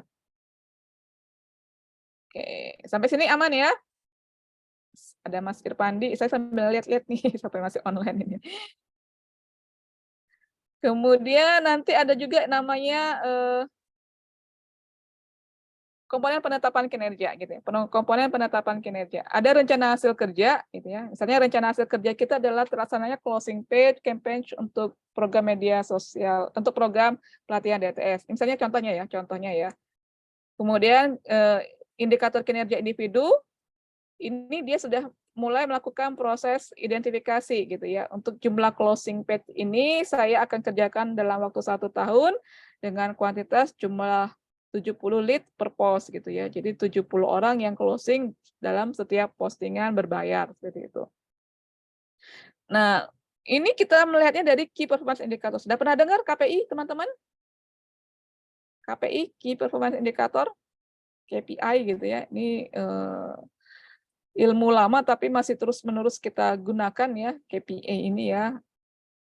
Jadi kalau indikator kinerja individu ini adalah ukuran kuantitatif dan atau kualitatif yang menunjukkan tingkat capaian kinerja. Jadi ada ukuran kuantitatif dan juga ukuran kualitatif untuk menunjukkan tingkat capaian kinerja. Jadi kita sudah punya rencana hasil kerja ya. Kemudian nanti kita breakdown menjadi indikator kinerja individu, indikator kinerja individu. Nah, ini kita sebut sebagai indikator kinerja individu seperti ini, ukuran kuantitatif dan atau kualitatif yang menunjukkan tingkat capaian kerja gitu ya. Jadi capaian kerja kita ini bisa diukur secara kuantitatif dan atau kualitatif. Nah, syaratnya adalah dia SMART gitu ya. Pernah dengar kata SMART ya teman-teman? Ini juga di manajemen ya, SMART. Specific, measurable, achievable, relevance, dan timeable gitu ya. Kalau spesifik artinya indikator ini bisa kita identifikasi secara jelas gitu ya. Secara jelas targetnya seperti apa. Contohnya seperti ini. Jumlah pendaftar. Ini bukan target yang spesifik. Jumlah pendaftar yang bagaimana gitu ya. Nah, ini tidak target yang spesifik. Jadi kita hindari indikator kinerja yang seperti ini. Yang benar adalah jumlah pendaftar yang sesuai dengan petunjuk teknis gitu ya. Jadi misalnya dia punya rencana hasil kerja seperti ini, kemudian dia punya indikatornya. Nah, ini dia harapkan kan ada orang yang mendaftar ya. Nah, mendaftarnya itu seperti apa? Secara spesifik dia sesuai dengan petunjuk teknisnya. Nah, kemudian nanti ada measurable. Nah, measurable ini adalah sesuatu yang bisa diukur. Sesuatu yang bisa kita ukur dengan secara kuantitas, bukan secara kualitas. Misalnya seperti ini, jumlah peserta yang paham. Ini secara kualitas. Seperti teman-teman mengikuti perkuliahan ini. Kalau misalnya saya menyebutkan jumlah mahasiswa yang paham tentang penetapan kinerja, itu tidak bisa dijadikan sebagai alat ukur yang measurable. Tapi kita buat dalam bentuk yang measurable, misalnya jumlah peserta dengan nilai kelulusan minimal 75. Gitu. Kalau misalnya jumlah mahasiswa dengan nilai mata kuliah SDM ini 50% bernilai A, itu bisa kita katakan sebagai 50% bernilai A, itu bisa kita katakan sebagai measurable gitu ya. Kemudian achievable, dapat dicapai gitu ya, dapat dicapai. Indikator seperti ini, persentase peserta yang membuka usaha gitu ya. Ini kita anggap sebagai indikator yang tidak mudah untuk diukur gitu ya. Tidak mudah untuk diukur. Akan sulit bagi kita membreakdown-nya ke dalam tindakan-tindakan. Dalam tindakan-tindakan gitu ya. Nah, ini bisa kita rubah jadi persentase peserta yang mengikuti pendampingan pasca pelatihan. Gitu. Jadi kita breakdown seperti ini. Dia akan lebih mudah untuk dicapai. Kemudian juga ada relevance gitu ya, sesuai. Misalnya meningkatnya pengetahuan peserta. Ini bisa meningkatnya ini kan sifatnya masih tidak relevan ya. Nanti kita bisa rubah dengan indikatornya. Jumlah peserta dengan nilai kelulusan minimal 75, itu masuk ke dalam yang relevan. Yang terakhir adalah timeable. Timeable ini ada ukuran waktunya, tidak cukup hanya jumlah pendaftar, tapi kita buat batasan waktunya gitu ya.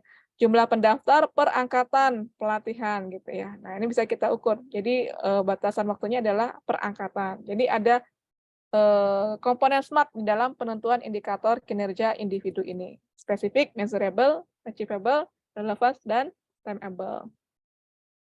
Nah, kemudian indikator-indikator ini nanti akan ada tipenya. Ada yang tipenya kualitatif, misalnya baik, buruk, cukup, sedang, seperti itu ya. Dalam hal yang sifatnya kata-kata gitu ya. Cukup, baik, sangat baik, seperti itu. Kurang, sangat kurang. Atau yang sifatnya kuantitatif. Nah, kuantitatif itu juga ada macam-macam ya, teman-teman ya. Ada yang absolut, misalnya 100 gitu ya. Ini nilai-nilai absolut ya, 100 unit terjual, profit 100 miliar, misalnya itu. Persentase, misalnya seperti ini ya, persentase 50% lulusan Untak misalnya menjadi manajer seperti itu. Atau juga rasionya misalnya 1:20, misalnya satu sekolah ada 20 lab gitu ya, misalnya seperti itu. Atau nilai rata-rata, atau juga indeks, ini sifatnya adalah kuantitatif. Kemudian jenis-jenis indikator, ada yang sifatnya input, tapi ini jarang ya. Input ini maksudnya misalnya anggaran yang tersedia, seperti itu. Umumnya seperti itu ya. Ada juga yang sifatnya output, ini selalu ya. Output ini selalu yang mengacu kepada ini, nilai-nilai kuantitatif ini. Ada juga yang sifatnya outcome. Outcome ini agak rumit, teman-teman. Nah, ini kalau di pemerintahan, ini yang suka bikin outcome ini adalah teman-teman di Bappenas ini ya. Teman-teman Bappenas. Misalnya dari Kementerian Kominfo menargetkan 1000 talenta digital. Tapi nanti Kementerian Bappenas mintanya outcome-nya dari talenta digital ini akan menghasilkan apa? Misalnya akan tumbuh startup atau misalnya peningkatan penghasilan jadi berapa. Ini teman-teman Bappenas ini. Jadi sini agak rumit bagi kita untuk mengidentifikasinya. Perlu perlakuan khusus untuk mengidentifikasi dari indikator tersebut. Tapi kalau yang output ini sudah pasti selalu akan digunakan. Ini untuk komponen penetapan kinerja. Kemudian pengukuran kinerja. Pengukuran kinerja. Kita sampai jam berapa ya? Masih ada waktu kan ya? Sampai jam 12.50, Bu. Oh, 12.50. Ini belum kan ya? Jam saya jam 11.46. Waktu Indonesia Barat. 4 menit lagi. 4 menit lagi. Masih sedikit kok. Lebih dikit ya Pak ya. Pengukuran kinerja atau evaluasi kinerja. Nah, ini. Pengukuran kinerja ini adalah proses untuk mengukur kemajuan pencapaian indikator kinerja yang telah ditetapkan sebelumnya. Kita sudah ada kesepakatan nih, tentang pencapaian kinerja. Nah, akan dilakukan proses pengukuran kemajuan pencapaian indikator gitu ya. Ada berbagai metode untuk pengukuran kinerjanya, ada yang sifatnya tradisional, ada yang sifatnya modern gitu ya. Kalau di pemerintahan gitu ya, di pemerintahan ini untuk tahun 2022 ini ada sistem baru yang diimplementasikan. Kalau yang di sistem baru ini kita agak kesulitan untuk mengukur progres kemajuan pencapaian kinerja indikatornya ini. Tapi kalau di yang tahun sebelumnya kita bisa mengukur pencapaian kinerja indikator. Misalnya begini. Oh ya, sebentar. Maksudnya ke metode pengukuran kinerja ya. Di sini ada traditional ways, ini ada checklist. Oh, sudah dikerjakan nih, dicek gitu ya. Tinggal centang-centang seperti itu. Ada yang self evaluation, kita sendiri yang mengevaluasi gitu ya. Ada juga rating score, menilai. Jadi manajer menilai rating pekerjaan kamu dari skala 1 sampai 10 berapa ini. Kalau seperti kita ini ya, pesan makanan online gitu ya, atau pesan ojek online, ini ada ratingnya seperti itu. Kemudian ada juga manajemen by objective atau manajemen by result gitu ya. Ini supervisor atau manajemen atau pimpinan yang menilai pekerjaan kita. Kemudian juga ada 360 ya, 360 degree feedback. Jadi ada umpan balik ya sifatnya tuh dua arah gitu ya, dua arah ya. Jadi pimpinan memberikan feedback, karyawan memberikan feedback, sesama karyawan juga memberikan feedback gitu ya. Terutama mereka yang bekerja di dalam tim gitu ya, memberi kerjaan di dalam tim. Kemudian ada yang namanya capaian realisasi. Jadi perhitungan realisasinya itu berapa. Nah, kalau di pemerintahan 3 ini yang dilakukan. Manajemen by objektif oleh pimpinan, kemudian 360 degree feedback dan juga capaian realisasi gitu ya. Tetapi untuk yang 360 ini masih sedikit sekali yang melakukan umpan balik. Mungkin karena sesama teman kali ya, mereka enggan untuk memberikan feedback gitu ya. Jadi masih sifatnya itu belum terbuka gitu ya. Jadi masih pimpinan yang memberikan feedback, memberikan objektif gitu ya. Tapi kalau yang ini belum ada. Sebenarnya ada itu kolomnya itu ya untuk kita memberikan feedback. Nanti saya perlihatkan sistemnya. Tapi tidak ada yang memberikan feedback, mungkin karena itu ya, belum terbuka, dan juga capaian realisasi. Nah, ini yang capaian realisasi ini. Kalau di tahun sebelumnya, di sistem sebelumnya, kita bisa melihat progres, misalnya 1 tahun gitu ya, 1 tahun kita capai targetnya ini 100% gitu ya, 100%. Kita membaginya dalam beberapa triwulan gitu ya, baginya dalam beberapa triwulan, jadi 4 triwulan ya, 4 triwulan. Kita bisa lihat nih progresnya berapa persen capaiannya, oh ini 10%. Ini sudah sampai 50% gitu ya. Bisa kita lihat gitu ya, capaian target ukuran kemajuannya ini dalam periode tertentu gitu ya. Tetapi untuk sistem yang sekarang kita nggak bisa melihat progres kemajuannya ini. Sebenarnya agak jadi ini juga sih, tricky juga ya untuk mengukur proses kemajuan ini di sistem yang baru ini. Kalau menurut saya sebagai seorang analis kebijakan, sistem yang sekarang kurang terlalu bisa memenuhi untuk pengukuran progres kemajuan ini. Nah, untuk yang modern wes, teman-teman yang sekarang ini ya masuk ke dalam generasi milenial ya, generasi milenial Ini ada beberapa cara modern untuk kita melakukan proses pengukuran. Ada yang namanya menggunakan performance dan workflow. Kita pakai aplikasi Trello, Notion. Pernah dengar? Trello, Notion. Kemudian ada Dextime, Basecamp. Ini teman-teman yang kerjanya suka remote. Sekarang kan sudah sejak pandemi ya, sudah ada yang kerjanya remote, nggak harus di kantor, kerja di working space, kerja di kota yang berbeda, ada remote work-nya. Ini juga ada loh penentuan kinerjanya, dia pakainya Dextime dan Basecamp. Atau juga ada namanya performance management review. Ini kalau teman-teman yang suka main, bukan suka ya, yang ada yang jadi freelance, yang kerja di Upwork atau Fiverr atau di Indonesia Kerja itu ya, yang kerjanya freelance itu kan kerjanya kan remote ya. Mereka juga akan mengukur kinerja teman-teman menggunakan aplikasi Dextime dan Basecamp ini. Jadi begitu teman-teman kerja, langsung pasang waktunya. Nah, selama waktu 1 jam ini apa saja yang sudah teman-teman kerjakan, sudah terukur ini gitu ya. Ini sebenarnya bagus sekali untuk kita meningkatkan produktivitas kinerja. Atau teman-teman punya aplikasi Pomodoro gitu ya. Nah, ini juga masuk dalam proses kita untuk menilai kinerja berdasarkan waktu. Nah, kalau Trello dan Notion ini kalau kita sudah bekerjanya by tim gitu ya. Ini enak sekali untuk kita melacak progres pekerjaan timnya.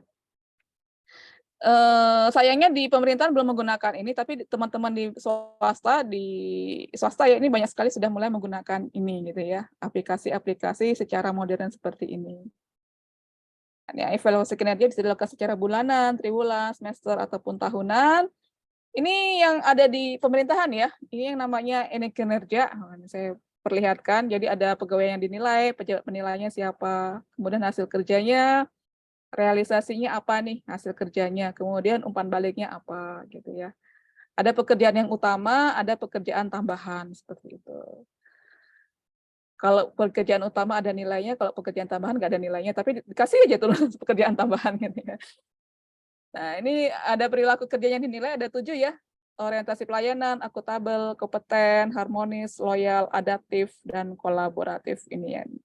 Ini kira-kira beberapa ini ya. Nah, ini capaian kinerja ini ya. Ini ada rating hasilnya. Ada ratingnya nanti yang tadi ya, skor tadi tuh ya. Ada 3 kalau saya tidak salah. Di bawah ekspektasi, sesuai ekspektasi, di atas ekspektasi. Jadi ada 3 gitu ya.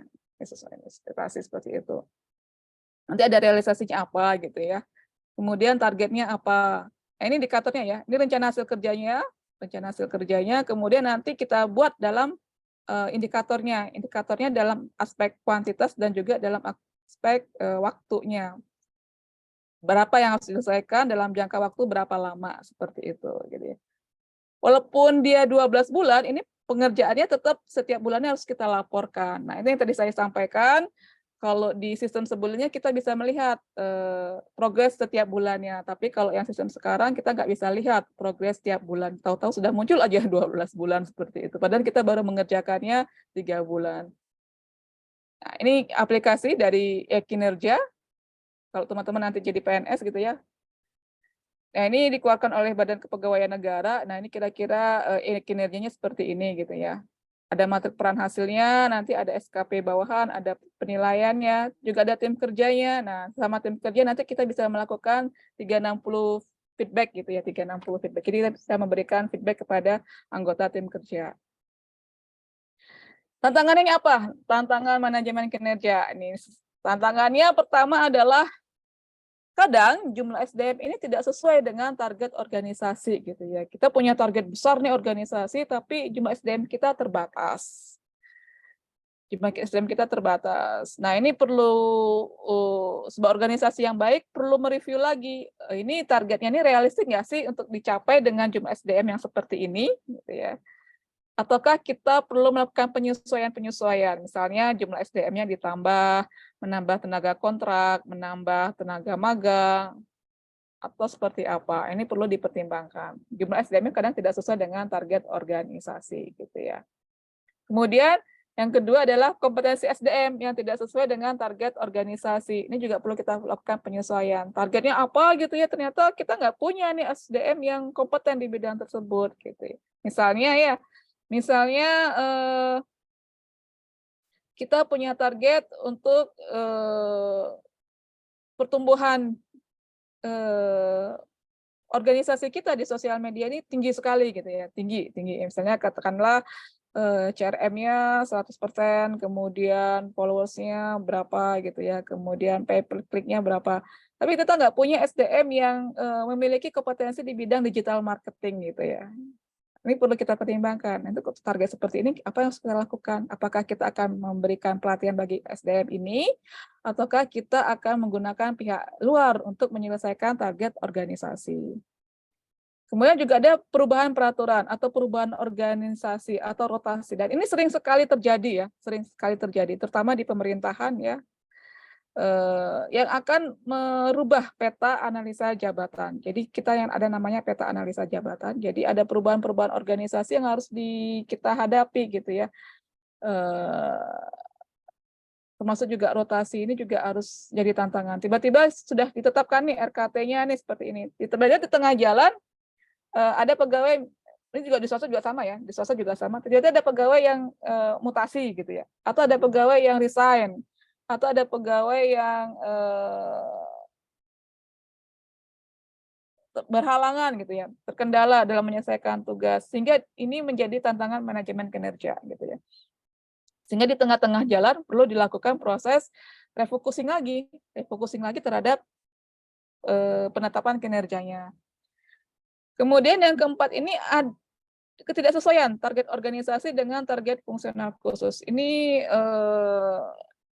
umumnya terjadi di pemerintahan ya. Misalnya seperti ini. Misalnya target organisasi di bidang pengembangan gitu ya. Misalnya di instansi saya ya, ada bidang pengembangan. Tetapi ternyata kita punya fungsional khusus yang pekerjaannya ini diatur oleh instansi lain.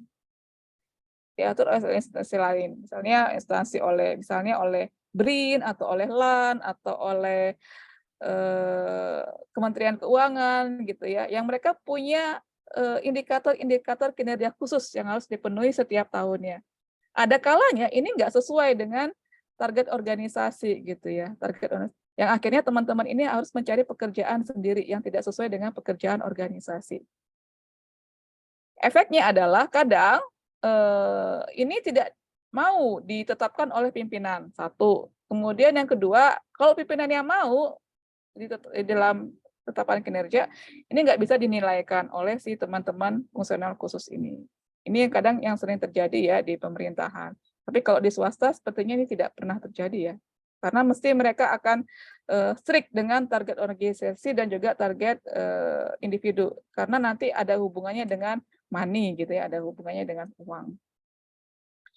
Kemudian adanya komunikasi yang tidak berjalan secara periodik gitu ya. Jadi kita akan lambat dalam mengidentifikasi adanya red flag gitu ya. Adanya konflik itu akan lambat kita untuk memprediksinya. Yang awalnya mungkin kita targetkan setiap triwulan, ternyata nggak berjalan, proses evaluasi atau komunikasi itu baru berlangsung selama setahun. Ini akan menimbulkan lambat dalam kita mengidentifikasi adanya masalah-masalah dalam penetapan kinerja. Kemudian metode pengukuran yang tradisional ini mendorong adanya penilaian secara subjektif gitu ya, terutama yang sifatnya kualitas tadi ya, perilaku tadi ya, behavior ini. Behavior ini cenderung kita sifatnya secara subjektif. Kemudian adanya conflict of interest. Jadi bisa jadi ya antara si A dan si B gitu ya, ketika tidak ada komunikasi, mungkin beban kerja mereka tidak sama gitu ya. Beban kerja mereka tidak sama sehingga menimbulkan conflict of interest. Ini perlu ada pihak HRD-nya yang untuk mengatur ini ya, memastikan bahwa ada keseimbangan dan tidak terjadi conflict of interest dari pengelolaan kinerja tersebut. Nah, ini tantangan-tantangan di manajemen kinerja. Oke, terakhir improvement begin with I gitu. Jadi teman-teman perlu melakukan proses improvement dan improvement ini selalu dimulai dari huruf I. I itu adalah siapa? I itu adalah saya, adalah aku gitu ya, adalah kita. Oke, kita lanjut ke diskusi atau bagaimana ini teman-teman? Lumayan. Wah, ya. Ada yang mau ditanyakan? Diskusi kita tentang manajemen kinerja ini?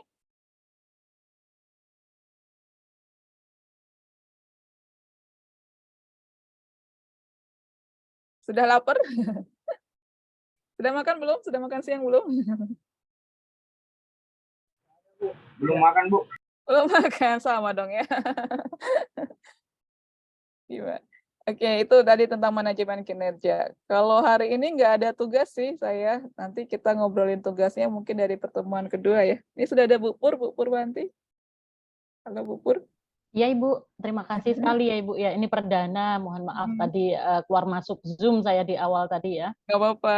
Sampai menunggu lama. Nah, mudah-mudahan di pertemuan yang akan datang sudah lancar lagi, nggak ada gangguan jaringan lagi. Banyak sekali materi yang sudah disampaikan tadi saya mengikuti dari hampir 1 jaman juga ya. Saya mengikuti Ibu tadi. Alhamdulillah, mudah-mudahan mahasiswa ini tambah semangat lagi belajar berkaitan dengan materi perencanaan SDM.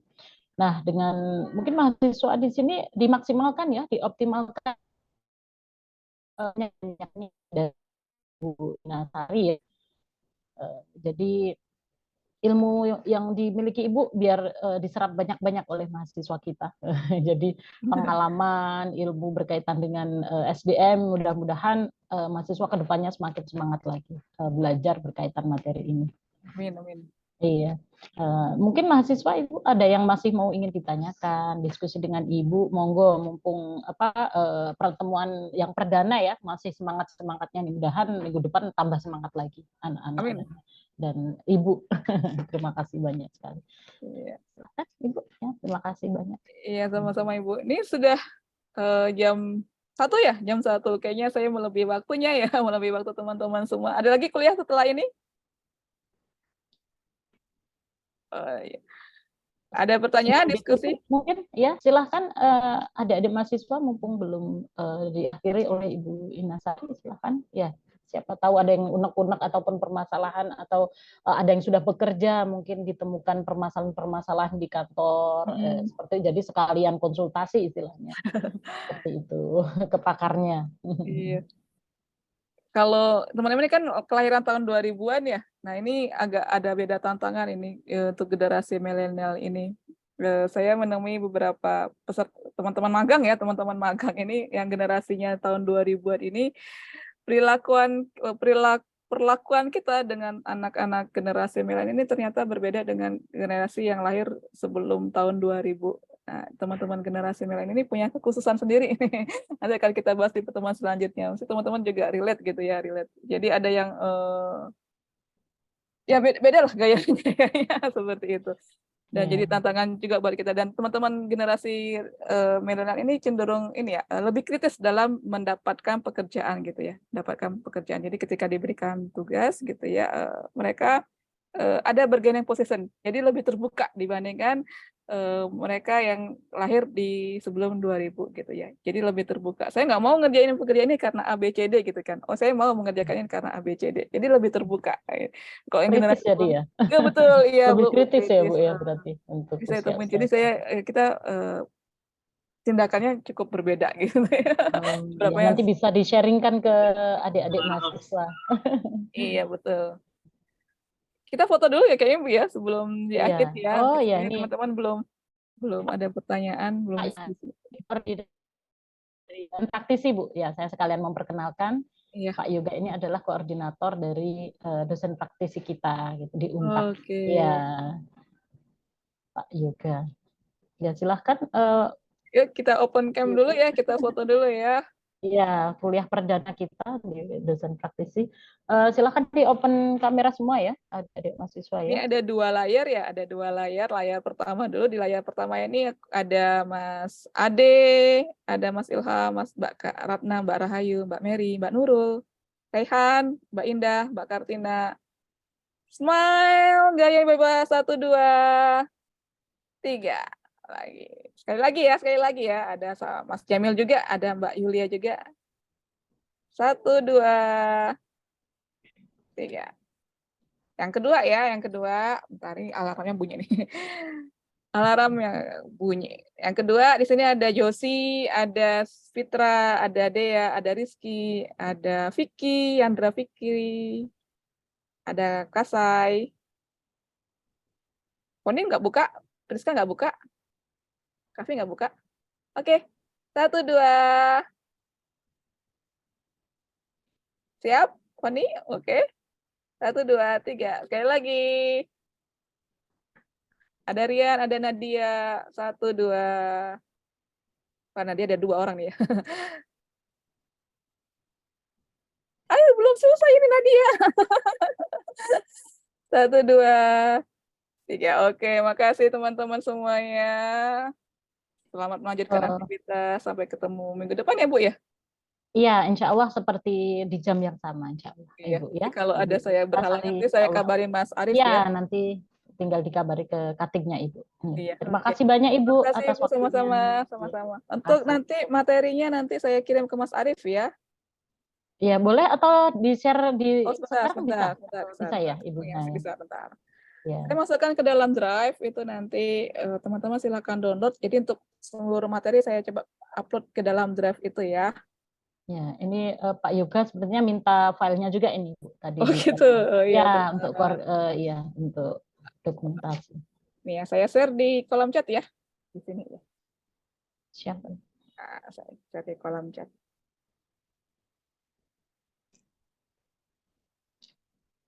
Demikian teman-teman untuk hari ini. Terima kasih banyak. Sampai ketemu minggu depan. Tetap sehat, tetap semangat ya. Sampai ketemu lagi. Boleh emotikonnya terakhir sebelum kita tutup. Emotikonnya apa ya? Emotikonnya bebas deh. Emotikonnya. Lop emotikonnya. Belum. Oke, terima kasih ya. Terima kasih banyak Ibu Inang. Sama-sama. Iya, selalu sehat. Assalamualaikum warahmatullahi wabarakatuh. Sampai minggu depan Ibu. Sampai minggu depan.